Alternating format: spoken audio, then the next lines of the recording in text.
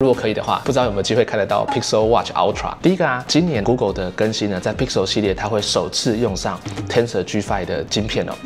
但我觉得重点还是想要看这次 Pixel 10 Pro 在整个的 Made by Google 发表会里面到底有什么新的黑科技哦，可以在这次发表会上面得到一个就是全新的诠释，或是更多惊艳的功能。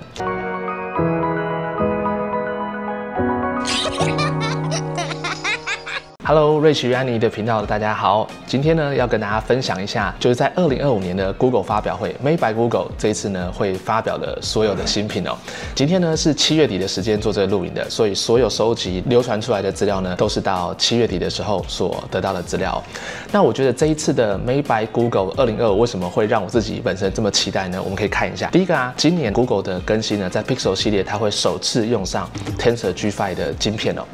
那 Tensor G5 呢不意外哈。我们大家都知道，它就是台积电代工的嘛。台积电代工这件事情让我这么兴奋呢，因为啊，其实我们等这个晶片呢非常久了。大家知道，台积电呢在目前呢 AI 晶片上面的市占跟它的良率呢都是非常高的哦，大概有拿下将近70%左右的晶片，散热还有它的性能的性价比啊都是非常好。你看看隔壁棚 Apple 嘛，他们从以前到现在所有的 iPhone 的晶片全部都台积电代工的。那再加上最近 BD 啊，还有 AMD 啊，他们的高阶晶片都是台积电代工。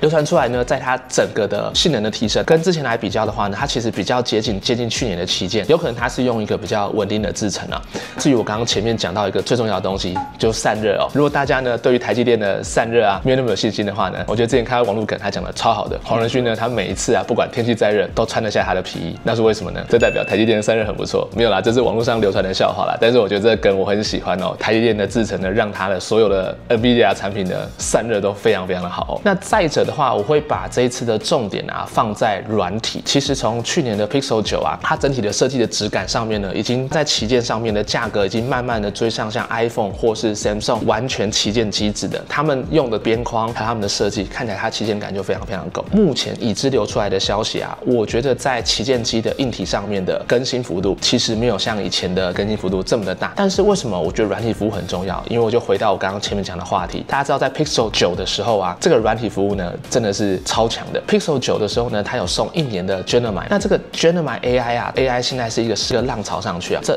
半年到这1年的时间呢 ，Google 其实在所有的整合上面呢，已经做了全面的进化跟进步。我举个例子啊，我会问 AI 啊一些脚本上的一些调整，或者是说可以请他帮我去细修一些文章的内容，跟帮我发想一些点子跟创意。我觉得其实整体来说，就是 Gemini AI 这 Pixel 9送我这一整年啊。我已经离不开 Gemini 了，因为 Gemini 真的非常的好用，它连规划行程、Google Map 跟其他的，比如说你要直接请它建立的一个购物清单，你都可以直接从 Gemini AI 上面直接用语言的方式跟它说，它会生成接近相应的内容出来，甚至它连辨识 PDF 档都没有问题。我之前的时候有做那个 N 系的保养清单啊，那个时候呢是我哥经常去做保养的，那份清单是他自己用手机拍个照，那就想说如果我一行打到会死人结果把那张照片呢丢到 Gemini 上面，他马上就帮我把表格做完了。Gemini 有很多很棒的一些内容哦，而且包含像是 Video 生成 ，Veo3 里面呢就有很多的影像生成的部分可以去做使用。未来的话呢，我其实在期待这场整个发表会里面，它的 Google AI Studio 呢能够再进一步的升级。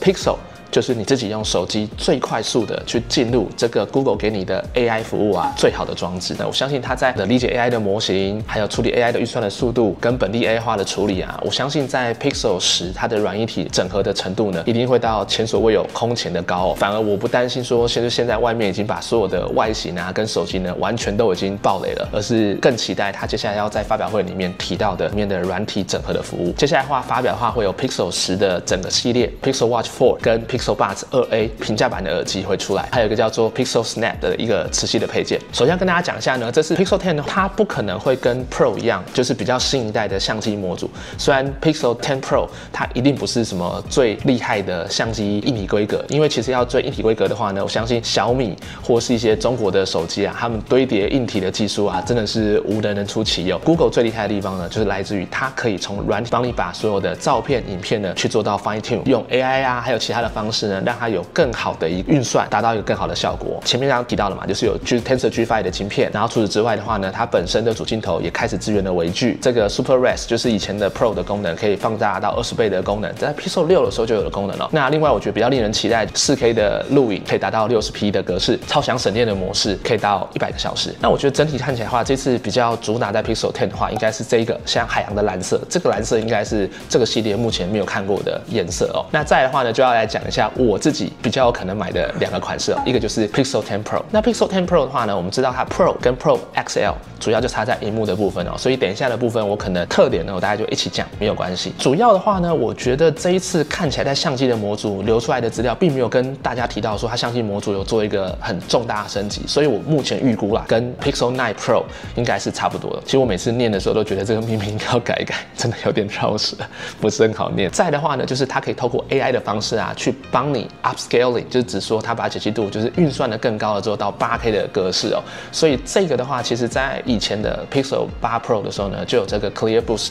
的功能了。那我不知道之后呢 ，Google 要怎么样去把这东西应用的更好。会不会更及时，然后在影像处理方面能够更不错啊？其实我也非常非常期待，因为其实 Google 项目里面啊，包含像是影片的处理，它不但是像是色调啊、调色这些东西的调整之外啊，我觉得还有一个很酷的功能，就是它可以帮你把声音去掉一些背景的杂音或特别一段的声音，都是透过 AI 分析的。就像我刚刚讲的，即便它的外形跟外观可能都爆出来了，但我觉得重点还是想要看这次 Pixel 10 Pro 在整个的 Made by Google 发表会里面到底有什么新的黑科技哦，这才是我最期待的部分。那一样，它的省电的模式呢，可以到就100个小时。使用手机，如果那个时候临时间找不到充电器的时候呢，我觉得这也是非常非常的棒。看到最左边的颜色就是 Moonstone 月食色哈，这个颜色听说是这一次的主打色。大家可以看到，就是10 Pro XL 呢，基本上颜色我看起来没有差多少，就是基本上都是这个颜色。我目前应该会是在看就是 Pro XL 的 Moonstone 或是旁边的 J， 就是这个柠檬绿的颜色，哪个颜色觉得比较适合我？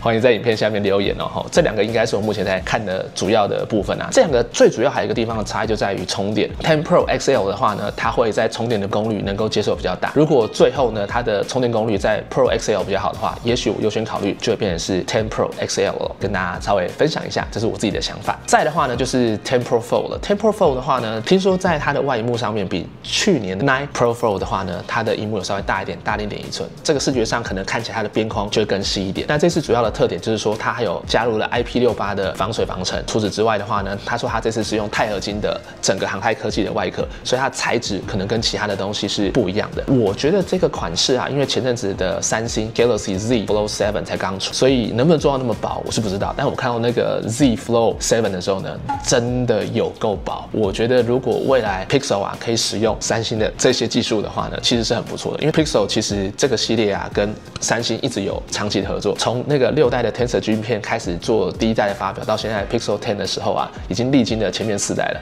我常常跟我的朋友说，哎，你知道吗？我这个叫做 Google 皮三星股啊，因为里面的记忆体、萤幕还有那个就是 CPU 啊，基本上全部都是三星的。其实这一次为什么我这么兴奋，可以用到台积电，好不容易可以用到在其他的各家厂牌里面赞誉有加的这颗心脏了，非常期待到底台电在整个的散热还有 AI 的运算能够达到让 Pixel 10 Series 这一些手机呢达到什么样的一个新的境界啊？快速的把刚刚的东西再回顾一下啊。那第一个像是 Pixel 10的部分，它有从8G 升级到12G， 所以我觉得它也是为了要在做 AI 的部分，把记忆体又再加大了，然后首次加入了长焦镜头，不意外啦。所有里面这几只手机呢，电量最大的应该是在 Pixel Pro 10L。那还有另外它就是它的充电能够变得更高。那自拍部分的那个相机镜头有没有换？到现在我没有看到什么比较明确的爆料，所以这个我就不特别说了。这个应该是我这次可能会入手的一个产品 Pixel Watch 4。Pixel Watch 4呢，我觉得它这次升级的特点哦，它一样保留了外形。我觉得那个从上一代开始的45mm啊，我觉得非常非常棒，